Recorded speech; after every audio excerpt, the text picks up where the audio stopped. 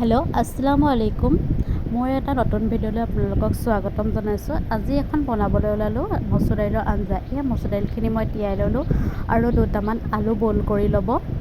আলুখিনি লৈ পেলাই তাৰপৰা আপোনালোকে গেছত দি চিটি এটা মৰাই ল'ব। তাৰপৰা বিলাহী, নহৰু, পিঁয়াজ লৈ ল'ব আৰু তাৰপৰা দালিখিনি যিখিনি তিয়াই থৈছিলোঁ সেইখিনি আপোনালোকে মিক্সিত পিচি ল'ব। তাত দিব নহৰু, জলকীয়া, নিমখ সোৱাদ অনুসৰি দিব আৰু অলপ হালধি দিব আৰু সেইখিনি পিছা হোৱাৰ পাছত তাৰপিছত আপোনালোকে দুখিনি দাইল ভাগ কৰি ল'ব। ভাগ কৰি লোৱাৰ পিছত এখিনিত দিব পিঁয়াজ, অকণমান মছলা, তাৰপাছত সেইখিনি সানি মেলি থৈ দিব আৰু আলুখিনি গুচাই ল'ব আৰু এখিনিত একো নিদিব।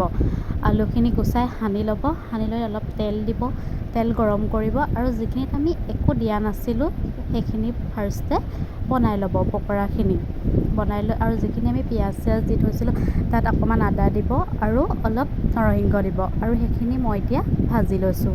ভাজি লোৱাৰ পিছত এইখিনি আমাৰ পিঁয়াজ নিদিয়া আৰু এইখিনি আমাৰ পিঁয়াজ দিয়া আৰু এয়া অলপ বিলাহী কাটি ল'লোঁ। তাৰপাছত তেল দিলোঁ, তাতে অলপ পাঁচফোৰণ দিলোঁ, দি লৈ পিঁয়াজ দিলোঁ, পিঁয়াজখিনি লৰাই লৈছোঁ। তাৰপিছত তাত দিব অলপ বিলাহীখিনি লৰাই ল'ব। লৰাই হোৱাৰ পিছত তাত সোৱাদ অনুসৰি নিমখ দিব, তাৰপাছত হালধি দিব।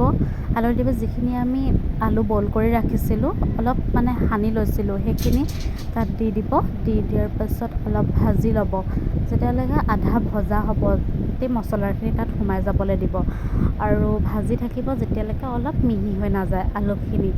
আৰু তাত মিহি হৈ যোৱাৰ পিছত পানী দিব, পানী দি অলপ উতলিবলৈ দিব আৰু উতলটো অহাৰ পাছতে এডোখৰি নেমু ল'ব।